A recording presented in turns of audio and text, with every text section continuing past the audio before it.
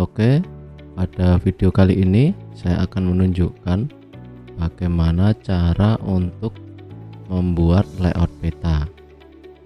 Yang pertama, silahkan masukkan data-data yang kemarin sudah dibuat ya, baik itu data berupa vektor ataupun data berupa raster. Nah, data berupa vektor itu data-data yang kemarin sudah sempat diolah pada materi pengolahan data vektor ya. Terus kemudian data raster itu silahkan dimasukkan citra Google yang merge yang kemarin juga sudah diolah pada materi pengolahan data raster. Oke, kalau sudah dimasukkan semua seperti ini, maka kurang lebih tampilan di bagian data view ini adalah tampilan data view ya. Ini kurang lebih seperti ini, ada data berupa raster dan ada data berupa vektor, baik itu vektor berupa poligon, dalam hal ini adalah bentuknya adalah bangunan begitu ya, dan juga data berupa line atau jalan ini ya. Oke, sebelum kita melakukan layout peta, terlebih dahulu kita edit tampilannya dulu. Nah, yang pertama kita keluarkan dulu, kita munculkan label dari tiap-tiap poligon yang sudah diolah pada materi sebelumnya, kurang lebih seperti ini ya. Nah, kita munculkan labelnya.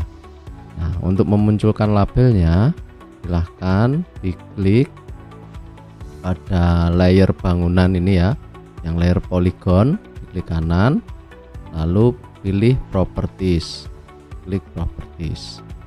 Nah, maka akan muncul jendela layer properties seperti ini ya.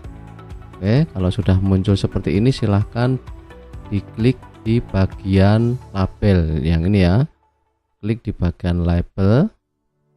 Nah, seperti ini. Terus kemudian nah oke ya, ini ketika sudah diklik di bagian labels, kemudian kita klik di bagian atas ini ya. Bagian atas ini kalau di sini masih tertulis no label, berarti tidak ada label yang ditampilkan. Nah, kita ganti, kita klik di bagian ini ya, bagian no label. Di sini kita pilih yang single label ya, kita pilih yang single label.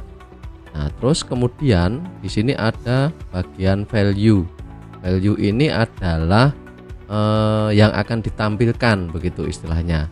Nah, kalau di sini masih tertulis ID, nah kita ganti ini. Gantinya tinggal diklik di anak panah yang di sebelah kanannya ini ya, diklik. Nah, kita akan pilih labelnya, nanti yang akan ditampilkan adalah yang keterangannya. Oke, kita klik keterangan. Oke ya, terus kemudian turun ke bawah supaya nanti warna tulisannya itu jadi putih begitu. Nah, ini di bagian color ini ya, di bagian color kita ganti menjadi warna putih. Kita klik. Nah, terus kemudian kita pilih yang warna putih. Oke, kalau sudah diklik warna putih, kemudian kita klik OK. Nah, ini ya sudah warna putih. Terus kemudian di sini sudah kita pilih kolom keterangan nanti yang dimunculkan. Kemudian kita turun ke bawah lagi, kita klik kita turun ke bawah, kita klik apply ini ya. Kita klik apply. Nah, terus kita klik OK. Nah, ini sudah muncul labelnya ya. Di sini ini taman kota, ini rumah ibadah, ini asrama, balai desa, sekolahan, puskesmas. Nah, itu memunculkan label. Terus kemudian misalkan kita mau membedakan warnanya nih antara puskesmas, taman kota, rumah ibadah, asrama, balai desa, sekolah, ini mau kita bedakan warnanya. Misalkan ya, kita klik lagi di sebelah kiri ya, di bagian layer ya, sebelah kiri di bagian layer bangunan, kita double klik lagi di kotaknya ini ya, atau boleh juga diklik kanan lalu klik properti, sama saja. Nah, terus akan muncul ini ya, layer properties lagi. Nah, kalau tadi kita pilihnya di bagian label, sekarang kita pilih di bagian simbologi. Diklik yang simbologi. Nah, terus kemudian di bagian atas ya, di bagian atas ini masih terpilih yang single simbol. Nah, ini kita ganti, kita klik. Nah, kita pilih yang categorize ini ya, categorize. Nah, terus kemudian value-nya yang membedakan warnanya itu apa gitu ya. Ini kita pilih di bagian value. Kita klik anak panah yang di sebelah kanannya, kita klik keterangan.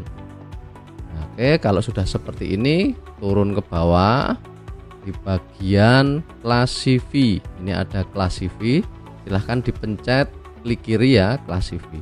Maka di atas ini akan muncul ya warna-warna berbeda sesuai dengan value tadi. Value-nya kita pilih keterangan sesuai keterangannya. Nah, ini ada satu gambar gitu ya, satu yang muncul yang di bagian bawah ini kan tidak kita pakai, kita delete saja kan, nggak ada datanya. Ini kita klik, lalu kita klik yang gambar minus warna merah ini. Nah, nanti akan hilang ini ya. Oke, kalau sudah seperti ini, lalu diklik apply, lalu diklik OK. Nah, ini warnanya sudah beda-beda. Nah, terus kemudian ini tadi kita sudah mengatur yang bagian ini ya, bagian poligon ya, file berupa poligon. Sekarang kita atur file yang berupa garis. Ini kan garis, ini jalan ini ya. Jalan ini masih gambarnya belum kelihatan gitu ya, warnanya belum kelihatan. Kita ganti juga, caranya sama, di double klik di bagian kiri, di bagian jalan ini, double klik di sini boleh, atau diklik kanan lalu pilih properti itu juga boleh ya. Nah, ini ya, saya double klik saja. Nah, akan muncul layer properties lagi seperti ini saat ini untuk jalan.